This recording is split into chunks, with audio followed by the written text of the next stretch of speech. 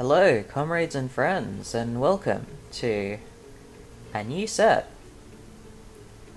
Now, with the new set, that means that people get to play new decks. And so I'm going to make a video about 3 possible Grixis decks that I'll be playing. Now, before I get started, I'd like to do a little housekeeping. Firstly, there is no gameplay in this video. I have prepared a slideshow to go along with my voice, but feel free to simply listen to this in the background. The video will have a visual deck list, and I'll upload the deck lists of the decks in the description. There are no sideboards, as sideboards should be done to suit your meta. You may be going up against more mono-black, while I might be going up against more blue-green X. By the time this video is uploaded, the new set is out, so I'll look forward to recording actual gameplay for you. The first time a set drops, the meta becomes very volatile as people try to find the top tier decks. Therefore, you'll probably have to check your sideboard daily and keep updated with the meta. I recommend the Spikes subreddit. And finally, before I begin, I'd just like to say that I am not a professional player, nor am I anywhere close to being that good at the game. So I probably have built decks in the wrong way, and I probably have missed the optimum way to play Grixis. And also, if you go into the store, you can redeem a code, which is PlayTheros, one word, with P and T capitalized, to get 3 free Theros Beyond Death packs. Right, the first deck I want to show off is Grixis Rack. Now, Rack is a archetype that is based off this card called the Rack, which is similar to Davriel's passive. And so the main aim of Grixis Rack is to discard your opponent's hand, and then ping them with Dabby Rizzles, and then use control magic to just kill anything that hits the board. Now there is a weakness to Rack decks, and it's that they're weak to a deck that can put multiple cards into their hand. And in a format with Risen Reef, Hydroid Crisis, Thassa's Intervention, Oros, and cards like that, they'll probably be getting multiple cards in hand. Now, there are ways that we can stop people drawing cards, but not putting cards into hand. Anyway, what makes this deck special is that it's mostly a Dimir deck that splashes for Bolas.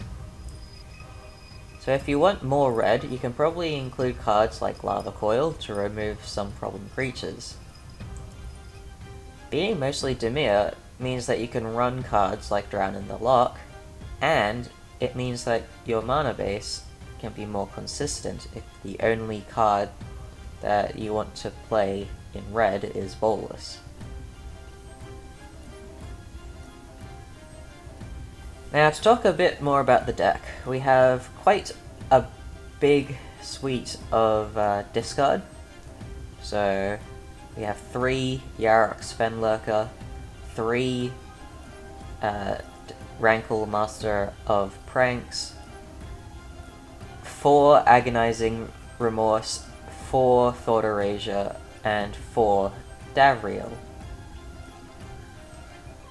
Now that is a lot of hand hate. And Then we also run Counter Magic with Thassa's Intervention, but that can also be card draw. We run a 3-3 split between Murderous Rider and Brazen Borrower. And one of the pros about being a discard deck is that Brazen Borrower can actually work in tandem with other discard sources to be removal. And since it's return target non-land permanent, if they only have that non-land permanent in hand, which is likely since we're making them discard so many cards every turn, then when you make them discard, it's permanently gone. So if it's an enchantment, you can 2 mana, bring it back to their hand, and then in your turn activate Davriel to make them discard. We got 2 Narset to make them stop drawing cards, but that doesn't stop them from putting cards into their hand. And finally, as top end, there's Ashiok and Nicol Bolas. Then I think you'd only need 25 lands to run the deck,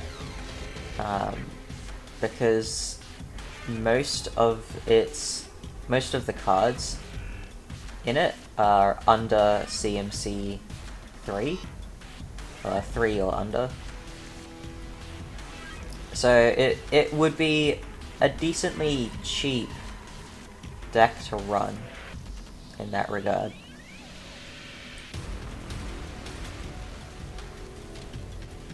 The next deck that I want to talk about is Grixis Control.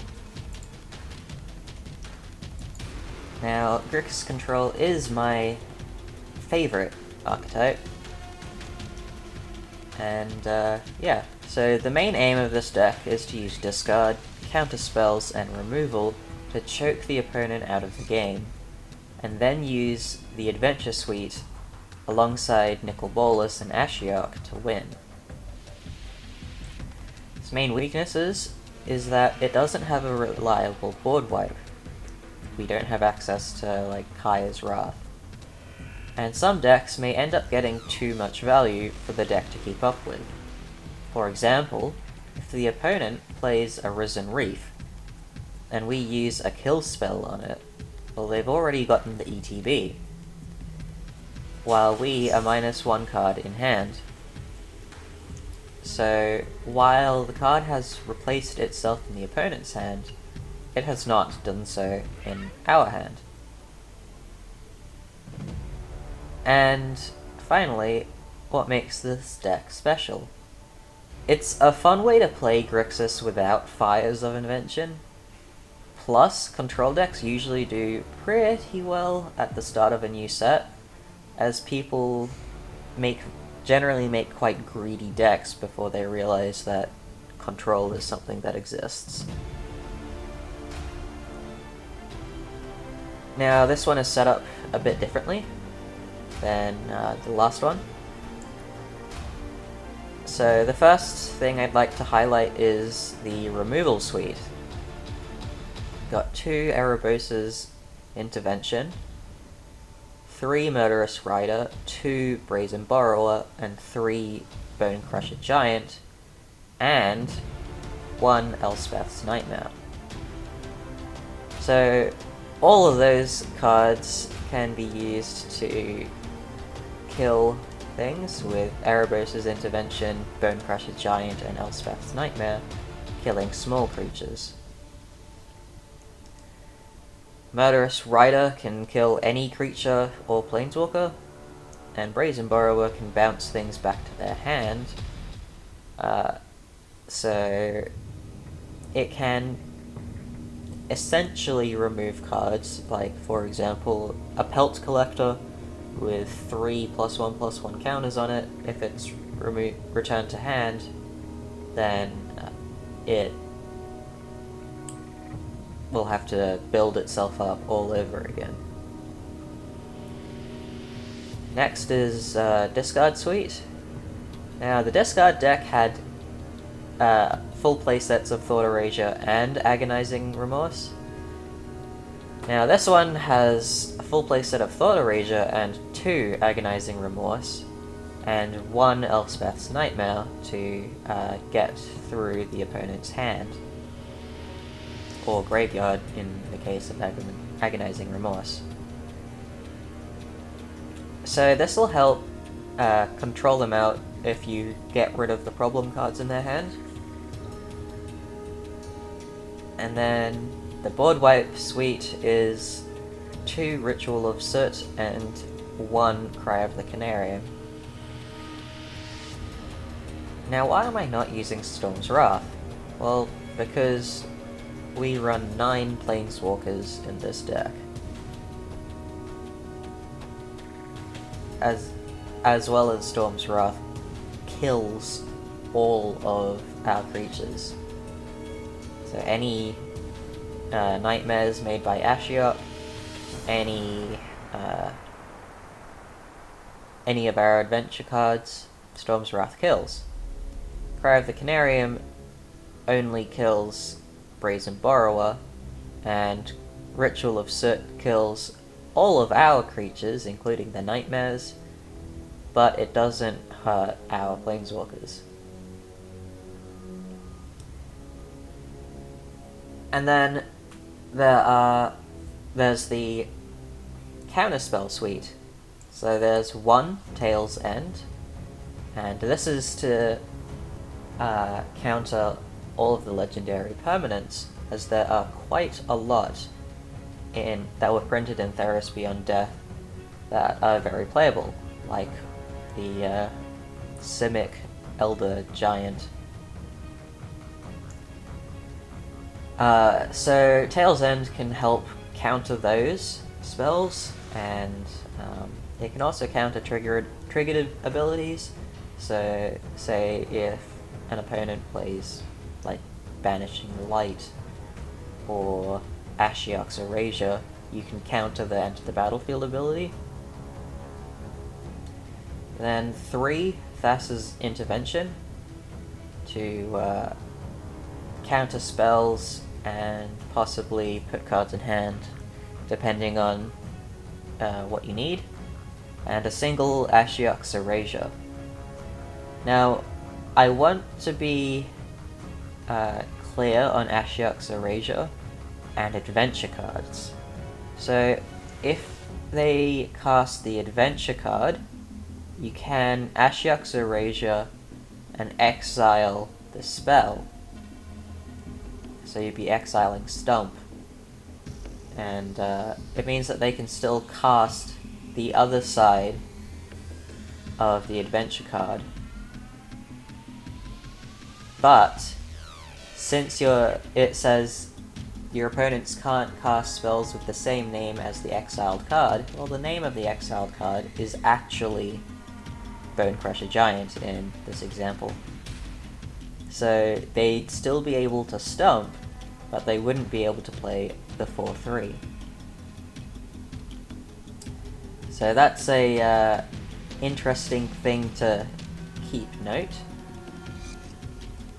And now onto the Planeswalker suite. We run 3 Narset Parter of Veils, 3 Ashiok Nightmare Muse, and 3 Nicol Bolas Dragon God. So Narset can help find our many non-creature spells. We do have 8 creatures main board, so she probably won't hit them too often. Like, hopefully you won't miss very often, because there are heaps of non-creatures to grab. And yeah, well, she turns up raw, and that's pretty good. That being said, cards like Thassa's Intervention is put into your hand, not draw, and so Thassa's Intervention gets around Narset. Next is Ashiok Nightmare Muse, the 2/3 beaters. that they can make pretty useful. -3 is some pretty nice removal, as long as you can make sure that they don't have too many cards in hand. And -7 can win the game, depending on. And finally, Nikki B. Now, Nikki B and Ashiok have some really cool interaction, because Nikki B's +1 exiles the card from the hand or battlefield, which means that Ashiok's ultimate can cast them. Agonizing Remorse also helps out Ashiok because it exiles the card as well. And also, Ashiok's ultimate can cast any face-up exiled card, which means if the opponent casts adventure cards and don't cast the creature side of the adventure, well, Ashiok can actually cast that, taking it away from them, which is really funny. Finally, the last deck I wanted to talk about was Grixis Fires. And so the main aim is to use Fires of Invention to break mana requirements, generate huge value by essentially doubling your mana to win the game. There are weaknesses to the deck, so in an enchantment matters set, people will be running enchantment removal, and Fires decks without Fires of Invention can often fall flat. Counter spells are also really strong against Fires of Invention, especially since we can't run Teferi. Now, what makes this deck special? Well, the sheer amount of value generated once Fires hits the board can be immense. For example, we can play Cavalier of Flame, discard enough cards to escape Croxa, play Croxa, making them discard, then give all the creatures +1/+0 and haste to swing in for tons of damage, and make them discard again. So obviously that's a really, god tier finisher right there. But if Cav is activated only once, and there are no other creatures on the field, you're still swinging in for 14 damage. That's just ridiculously huge damage. So, I have this now set up in CMC. So there's, again, 6 discard spells with 4 Thought Erasures and 2 Agonizing Remorse. Thought Erasure is more important in a Fires deck to guarantee your top decks. Then 2 Croxa, Titan of Death's Hunger. So Croxa is pretty decent early game just to make them discard, and the escape cost is pretty easy to play if you have Fires of Invention out, as you won't have to care about double red, double black, you can just play it. Next is the Adventure Suite, 3 Murderous Rider, 3 Bonecrusher Giant, and 2 Brazen Borrower. It's very similar to what